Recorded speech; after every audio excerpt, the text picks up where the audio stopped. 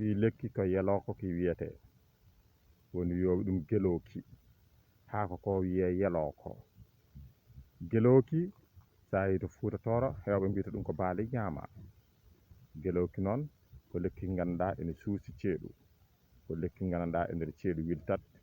Oɗo saaha mo jiiɗon ɗo koko fiindi, ndaare piindi ndi ko olɗi wonata sengo hen, so jibini so yaha ɓosere piindi ndi wahlito adda ko wojji.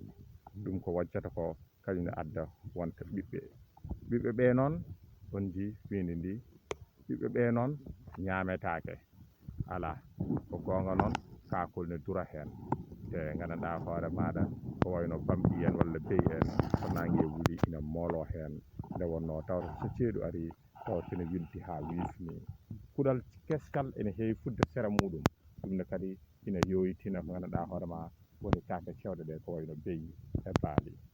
Yeloko leɗɗe ɗe e hoore muɗum hono gelooki e hoore muɗum leɗɗe ɗe on jii ko cate, ɗeɗo cate ina cire hen saaji mbaɗe baaje ene cañire bilorɗi walla koye muɗum leɗɗe ɗe hoore mum hono cate ɗe kanje koye majje ɗe mbaɗire bilorɗi galleji walla cuuɗi, walla ni ɗi kundire galleji walla kañum hoore mum darne e sakkataji.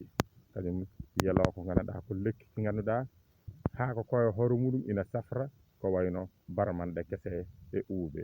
Ko wona ɗum ko haako ko ha ɓooyi kañum hoore muɗum ene safra ñabbuji deedi e hoore muɗum kañum ne